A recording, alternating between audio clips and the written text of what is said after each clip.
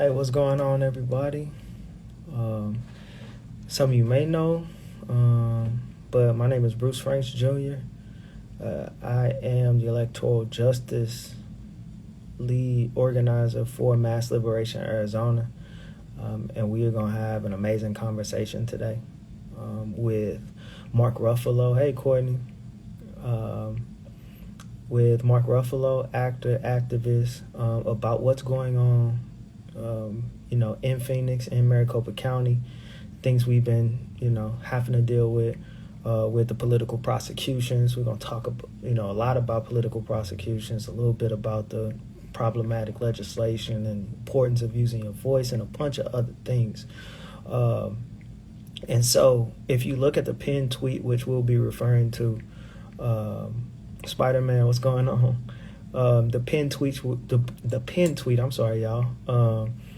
We will be referring to right at the bottom has ways that you can get involved and understand what's going on and support what's going on, from our petitions to our Black People's Justice Fund, to many different things. And so thanks everybody for joining. And in a minute we're gonna get our guest. Okay, so let's make sure volume up, everything good. Hey everybody, hey from Belgium, that's what's up. My brother, My brother, what's what's up? up? What's going on? Oh, it's always good to see you, man. Always good to see you. How you feeling? Oh, I'm doing okay. I Hmm. had a close friend of mine, told you I had a close friend of mine pass away recently, so I'm Yeah, mourning a little bit, but I'm glad here to be here with you, talking to folks about this important issue, man. yeah, absolutely. As my heart goes out with you, and much And love for mass liberation as well. We gotta prep people and let them know, like, this. This yeah, conversation is like a lot of this is our regular conversation. that's right. This is So just a conti we're just letting everybody into what we talk about a lot, right? yeah, absolutely. So, first off, I just want to thank you for uplifting, the fight that we've been going through, Yeah, in Phoenix and Maricopa County. You're a person that since I've known, speaks up and speaks out. yeah. Whether it's our indigenous family and the injustices that happen to them across the entire nation, Mm. um, or police involved violence, as you went to Kenosha, your home. You Yeah, know, yeah, after. that's my home. And yeah, after what happened to Mr. Blake there, and what continues to happen. Right, Uh, right, right. And so one thing that people may have saw, and I want you to speak briefly too, if that's cool, Mark. When we started to push, with mass liberation and the drop the charges, right, for all of the protesters who were unjustly charged, you came out. You came out and you spoke. And not only were you speaking to charges that may have directly impacted me, you understood that there were a lot of folks impacted by this. yeah, Can you talk about the importance of that as a whole, and the importance of using your voice, when you have yeah. that type of platform? Yeah, I mean, well, first of all, let me just say I'm coming from to you from New York State, upstate New York, the unceded land of Lenape people. So I want to give them my shout out. Hmm. And yeah, I'm really fortunate, and I have a lot of privilege too, and I am not blind to see how we have almost two different kinds of people, two different Americas, one for a certain kind of people and one for another kind of people, and um, and there's just an inherent injustice built into our country. And we're at this inflection point. I feel like we're at this very special time. And it was actually Wanda Sykes who was like, "Yo, we've been fighting this. It's not. There's nothing more we can do. It's time for you to get out in the streets, our white brothers and sisters. I mean, God damn, it's your problem, I mean, it's happening from your group of people, you know? Why Mm-hmm. don't you do something now? We're tired. We're tired of it. We're Mm-hmm. tired of marching. We're tired of protesting, you know? And it was, I know Wanda. I've worked with her. I've asked her to do stuff politically. We've done stuff together politically. And that really was like, yeah, it's time for people, white people, people of privilege to use our voices and to have those conversations within our community. I mean, it really is our problem, Mm-hmm. we've let it happen. We turned our eyes away from it. But when you see, when now we have this device, we're in this time of revelation. We can't hide anymore. You can't hide the truth from people anymore. And so now people have to make a conscious decision about who they're going to be, what they're going to stand for. And I want to be someone who stands for truth and justice and equality. And what I saw happening to you in your is not a part of that. It doesn't feel right to me. You have the most violent, police force in the nation, cracking down on civilians, addressing that violence. That tells you that that's a group of people who doesn't want to change. That tells you that that's a group of people who's actually moving towards their violence, embracing that violence. So what does that say to the rest of the country? That Arizona is not a safe place to go? That we shouldn't be visiting there because their police department, it's out of control there, that they have to be so violent and they have to crush a voice of reason coming from the community to ask for some kind of reform or consideration about that violence being Mm-hmm. perpetrated on our our brothers and sisters of color and otherwise. Right. So yeah, man, and I know you, Bruce. You're my friend, and I know your heart, man, and I know what you're about. I Mm-hmm. mean, and I admire you, and I admire your lifelong work for this stuff. Coming out of that life yourself, coming out of losing your brother at an early age to gun violence. I know who you are, man, and I know the people that you're standing with. I know where their hearts are, man, and this is just wrong. It's wrong. It's an overreach by the police to suppress, criticism of their unjust actions. So Right. I'm here. Right. And you always at the end of the day, you get it, right? I get it. And as what we've seen here in Phoenix is the fact that, like you said, this is a move to silence our voices. This is a move to silence the voices of the critics of this same unjust system.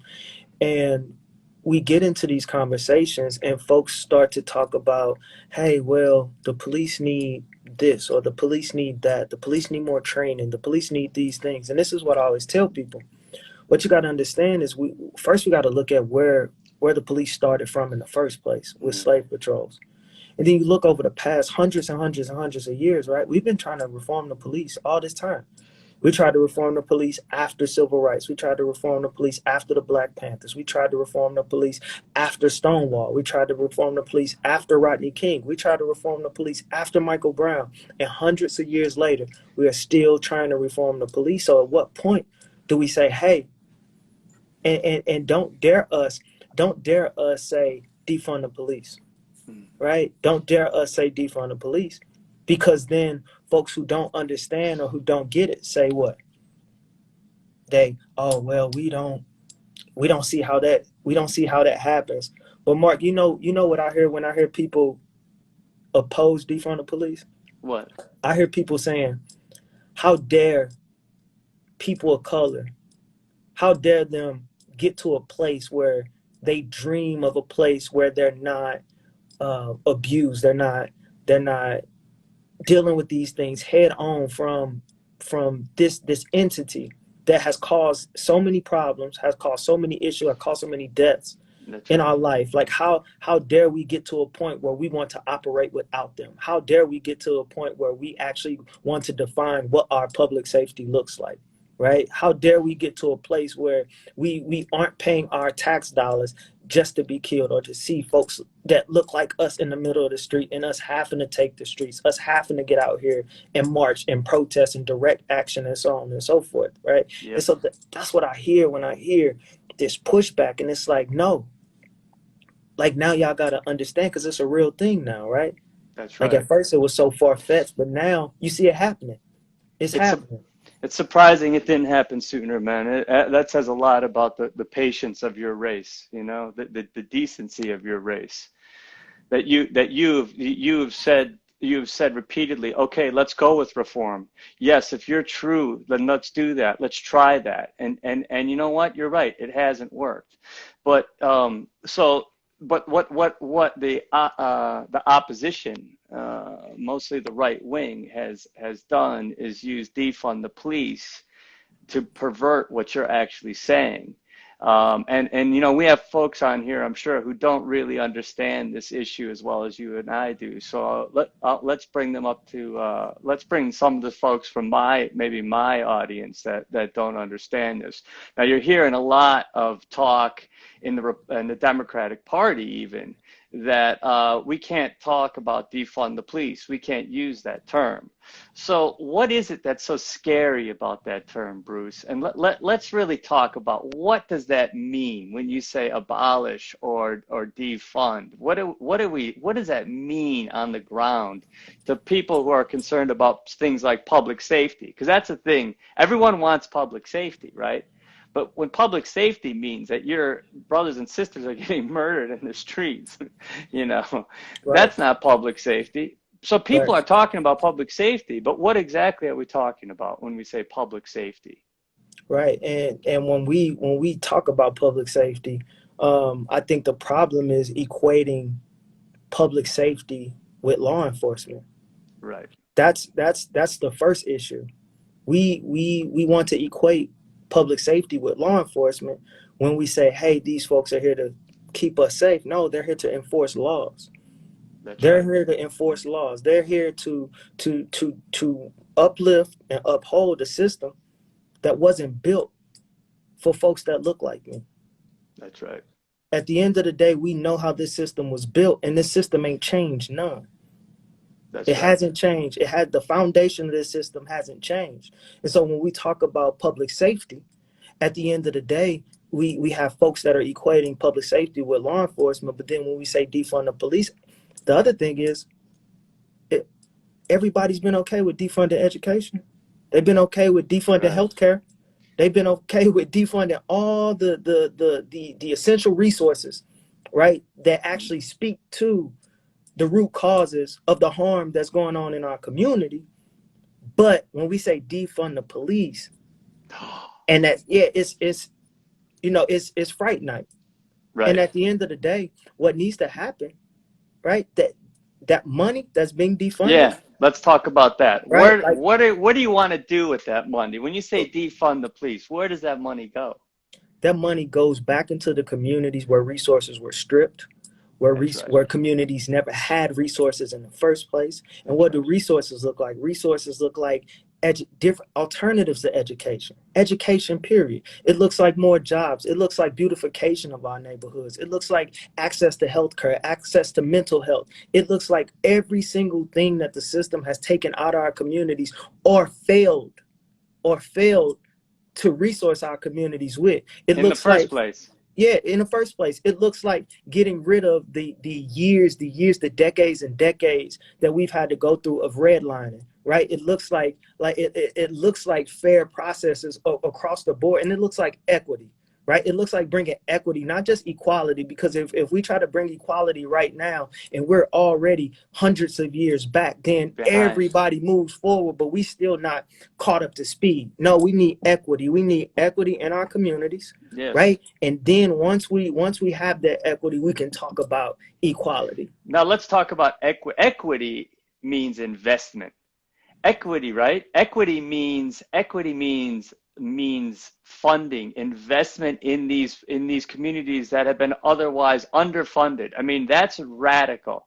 Hmm. Now, Bruce, when we do those things. So you know what the argument is why does this happen in black communities? Like, why is all this crime happening in black communities? You don't see this crime happening in white communities. What? Talk to me about that, because that's what you hear, right? And what is that about? And so the main argument we get is, what about black on black crime, right? That's Let me right. tell you something. First off, ain't no such thing as black on black crime. Tell me. Ain't no such thing. Because when you talk about the communities across the nation that go through the harm that they go through, it's caused by the people within their communities, right? That's So right. you don't call it white on white crime. You don't No. call it anything else. So we're not going to call it black on black crime. Outside of that, when you look at the black communities across the nation, there's a reason why our communities have what we call projects, right? That's right. Our apartment buildings and our communities have projects because that's exactly what they treated us like. They treated us like an experiment, a project, and they stripped resources to see if we could survive. They knew they didn't want us to survive. No. They called themselves containing poverty, not even what I ain't gonna say not knowing, because they absolutely knew that what brings on this harm in our community, because I like saying harm rather than crime, because you have people who are causing harm in our community because of lack of resources, because of lack of mental health resources, the essentials that most of these affluent communities, white communities, have grown up with and that have had historically. That's right. If you have an entire community where a bank and the government says we're not going to loan to these folks, they can't move over here, right? And you have a radius that you've built. You then force folks into these areas. Then you strip folks of resources. You don't put resources in these communities. And then at the end of the day, you want to say, all right, well, we want to What's be wrong tough on with you guys? crime. Yeah, we want to be tough on crime. We want to do all these different things. But at Yeah. the end of the day, that's not Yeah. like we're not taking that no more. We're not taking that no more. Like we're not taking that. We're not No. taking being done the way we're done by the police. We're not taking being done by the way we're done by this entire system, because this system isn't broken. The system isn't broken. That's what when I talk to my non-black family, I always have to let them know the system ain't broken. The system is operating the way it was set up to operate. It's That's right. operating exactly how it's supposed to operate. And when you talk about our communities, right? The police show up in our communities to do what? Enforce laws. But when they show up in our community to enforce laws, we are, even if our folks call the police, which that's something that we as mass liberation and folks who following and as abolitionists don't believe in. But even when those folks do call, they get treated like victims. So how do we even get to a point where we get folks to understand, hey, these folks ain't for us, right? These folks ain't for us, and we need to defund the police. We need to defund the police, no matter how it sounds, no matter how. Because if you're not taking the time out to have a conversation with somebody that tells you we need to defund the police, if you don't actually have a conversation with us about, hey, this is why we need to defund the police. You see cities right now defunding the police. You see Austin, Texas. You see Los Angeles. You see Minneapolis. You see Portland. You see all of these different folks, all these different places actually defunding the police. I know. And it's happening in real time. So it's not a thing where we could say anymore that, oh, well, we can't see this happening or this doesn't happen. We actually had candidates in the district, in District 7, in Phoenix. We had candidates actually say they could never see the police getting defunded. And it's happening in real time right now. All over the country. All over the country. I mean, the mayor of Ithaca right now is completely changing the entire police force. I mean, he's making a peace force. I mean, he's completely he's doing exactly what you're saying. Bruce, so what does it look like? What does a defunded police force look like in your community? How does it look? Where does the money go? You put it in education. Where else do you put it? So you put it in education, you put it into access to healthcare, you put it into every essential resource that we are missing out of our community. You put it into job creation. You put it into our own community based financial institution, right? You put it into to everything that speaks directly to the community, Mm. because nobody is gonna care for our community, educate our community, uplift our community like us. So at the end of the day, you go to those directly impacted and you find out what the issues are. You find out where the resources need to be allocated, right? And you go right to the source. And that's the importance. That's one thing I want to hit on too, Mark, that you often speak to, and that's making sure that we have the voice of directly impacted people at the table, making sure we are led by directly That's impacted right. people, making sure that our messaging is coming from directly impacted people. And that's why, as you know, that's why I love the organization that I work for. Mass Yes, Liberation is a organization of directly impacted folks who speak to, who understand, who are led by, and who lead in the way. Right. And so when you that's right. talk about having that voice, it's so important to have that representation. And for all those who are joining on, who are just now joining on, I know we got a good Hey, everybody. traffic. If you all check out the pinned tweet below, it's right there pinned. You can check that out. That speaks to everything that we're doing. A lot of things. I'm gonna say everything, but when it comes to dropping the charges of the folks who are left that still need their charges dropped, when it comes to the petitions, when it comes to Black People's Justice Fund, which was a fund that was created in order to make sure that those protesters and folks on the ground, period, had resources and we had their back. All of those links are right there in that pinned tweet, and so make sure y'all click on that and make sure that y'all follow Mass Live Az. But yeah, Mark, you know Can how we? we get raw. We're right in it, man. Tell me about let's talk a little bit about what's happening now Mhm. on the ground in Arizona. Okay. There's Yeah. the HB 2309, I know, which Yeah. is which yeah. Yep. Tell me, House Bill 2309 is a horrible piece of legislation. It's like a lot of legislation. I know a lot of folks from different parts of the world and different parts of the United States. It's a lot of the anti-protest legislation that you see coming up. This bill is by Representative Brett Roberts, and it is the one-stop shop for injustices versus protesters. Right? You have a bill that actually makes impeding traffic a felony. Now, if you've never been to a protest, the things that you can get, the things that you can get picked up for impeding traffic is simply marching down the street. that's right. The same thing that we've done for years, simply marching down the street. If you mean to tell me marching down the street and the obstruction of a thoroughfare, that's the sidewalk. The thoroughfare, as defined in Arizona law, is the path in between two places.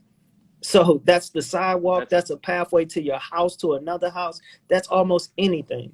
right. And they're making it a felony if you do that. They are taking folks, if you get arrested for um, disorderly conduct, if you get arrested for assault on a police officer, what they're trying to do is make it to where you're not able to get any type of assistance or any program within the government, and mandatory jail time. So you want to put people in jail once they get out and they need resources, which You need. and we're saying no. And who is that? Who? So that's aimed at a particular kind of person too. It's aimed at us. That's right. It's aimed at us. It's That's aimed, right. it's aimed at anybody who dares to speak up and speak out about So, not only the police violence that's going on, the collusion that's going on between the police department and the Maricopa County's attorney's office, but folks who speak up and speak out against political prosecutions anyway. And that's exactly what this bill was, a response. It was retaliation. This was a retaliatory bill put forward. Not we didn't say, hey, let's hold the police accountable. We didn't say, hey, let's bring more legislation to hold the police accountable. Although mass liberation did put together the First Amendment First Amendment Empowerment Act that would preserve our First Amendment, that would protect us against these type of harms. They Yeah. didn't want to push those type of bills through. But these No. are the type of bills that they want to push through in the Arizona legislature. Now, let me ask you this: do you think that has any kind of connection to this these false arrests and this crackdown on you guys on what you did? I mean, doesn't it feel like it's directly related? Oh, absolutely. It's in direct response. It's in direct response. And now you put these bills forward at the beginning of legislation, at the Yeah. beginning of the legislature, right? Yeah. And now what happens? Now what we're seeing on the ground right now, Yeah. because of public pressure, because of public pressure, because Like what of we're doing right now. like what we're doing right now, because the organizing of black-led leadership, black-led directly impacted organizing and leadership, because of that connection with voices like yours and others who've spoken up and out. And as a whole, we have charges being dropped. We have officers being investigated, right? When we got to put investigated in quotation marks, because We you know got what the that. students grading the teachers. Yeah. But at the end of the day, that's happening. We have folks who are on the verge of losing their jobs. We have all of these things going on, and that came from boots on the ground organizer. That's right. And this is your response, rather than, you know what, I'm gonna stand with the people. Yeah. Your response is HB 2309 and a host of other legislation that we should be absolutely attacking. And for those folks that may live in Arizona, if you click on the link, there's a link to make sure that we are fighting against HB 2309. I just think, I mean, what this is saying to the Arizona people, and I hope they get it loud and clear, is that this police department doesn't intend to change its ways at all. Not only that, they're going to take away your voice to make them change their ways. That's what they're attempting to do. So you have a legislature right now that's working on behalf of the Maricopa Police Department instead of the other way around. Mm-hmm. A legislature working on behalf of the people, and the legislature working on behalf of the people to put the police department in check. Now, it's scary what's happening in Arizona. And if this goes through, it is telling the rest of the United States that Arizona is basically willing to do anything to protect corrupt police. I mean, and that is, guess what? Is that what Arizona is? I don't know if people really understand what the message is that it's sending out to the rest of the nation, to the world about Arizona. That Arizona is wants to maintain a violent police state, you know? And what the representative, what he doesn't know or doesn't understand, or maybe doesn't even give a damn, is that you think this bill is gonna stop me from protesting? When I gotta look out, and I gotta, as we saw George Floyd killed, That's on right. the same day we saw Deion Johnson killed in Arizona, the same exact day. You think I'm gonna keep looking out in the streets and seeing black bodies and a bill threatening me because I'm hitting the streets, because I'm going to speak up and speak out? You think that's going to stop it? You think that's going to be the representative said this will deter? I said, yeah, you must ain't never been to a protest. No. You must ain't never stood up for nothing. You must ain't never fought for nothing. Because when you ready to fight for something, it ain't nothing that could deter you from that fight. As Martin Luther King said, there comes a time you do something not because it's political, not because it's safe, not because it's popular, but because your conscience tells you it's right. That's right, because it is And the right thing to do. He missed the mark on that one. He Big missed the time. mark. And so Man, we're gonna continue to fight that. We're gonna continue to fight that. right on. Right on. So what can we do out here? Give us some actions. Give us some things we can do. Absolutely. So one, everybody continue to use your voice. everybody continue to use your voice. If you look on Mark's page, if you look on Mass Liberation's page, if you look on my page, you will see videos. You will see us talking about the drop the charges and what's been going on here in Arizona.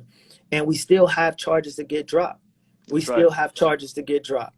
And at Mass Liberation, we say all of us or none of us. So we don't get to my charges just because my charges drop. That means I need to work 100 times harder to get my other brothers, sisters, and family charges dropped. And so we still got folks who need their charges dropped. And so we need to continue to push for that. We have our bit.ly right there, that pinned tweet. If you click on that pinned tweet, if you get that pinned tweet, you'll be able to click on so many ways, whether it's signing the petition, whether it's helping uplift us and uplift the petition, whether it's coming on and doing our drop the charges text bank that we do. Mark, I'm gonna have to have you drop in on one of the text banks Okay, I'll just to do say that, hello. man. They love you. Absolutely. And we have our politically charged Mondays that we do, where we actually watch the videos from a series that's been done in Arizona, the ABC 15 series on protests and called Politically Charged with Dave Biscobine. We actually watch these together as a family. We educate and empower each other on what's going on. So we have a link to our Politically Charged if you want to come and learn more there. We have our Black People's Justice Fund, which is a fund that spent $250,000 for folks on the It's ground, amazing. fighting for what's right. And we have to, at the end of the day, when we talk about these type of funds, when we talk about these type of things that are going on, it has to be sustainable. So we have a link to our Black People's Justice Fund if folks want to help out that way. But however, folks, we just need folks to use their voice, use their platforms, and make sure we speaking up and speaking out. That's right. And my Follow us. I go was ahead. just gonna say, y'all can make sure y'all follow us at Mass Liberation AZ, what you watching right now. And we keep folks in tune on what's going on. We keep the information there. And we are a family. We are a family. Mark, a lot of the things that I've been through. Oh man, I can I honestly agree. say that I am at one of the best points, if not the best point of my life all around. And Mass Liberation is a big part of that. Great. Being able to work somewhere, being able to, work with family. I tell them all the time, I get paid to fight with family. I don't know. I don't know what better way. I don't know what better way to spend your time. Yeah, You man. know. Fight for family. And then I just want to say for my brothers and sisters out there in the acting community, standing up like this is the right thing to be doing, and use your platforms in these good ways and support the good work that folks on the ground in the communities are doing. They'll teach us about leadership. They'll teach us about survival. So I'm not here. I'm here in service to what you're doing, Bruce, and what your community is doing, what your community knows they need to do for themselves. So I'm honored to know you, man. I always enjoy our time spent together, and Always. sending you lots of love and to the family there. And we'll see you out there, man. Absolutely. And we sending you love too, Mark. As you know, we with you. And thank you for using your voice, family. Thank you for always using your voice. Thank you for speaking up, speaking out, and just being who I know you to be. Thank you, And brother. thank you for being who you say you are. Thank you, Bruce. You too, man. I love you, brother. All right, love you too, bro. Talk to you Be later. safe out there. Okay, All bye. right. See you, everybody. Thanks for joining us. See you, Bruce.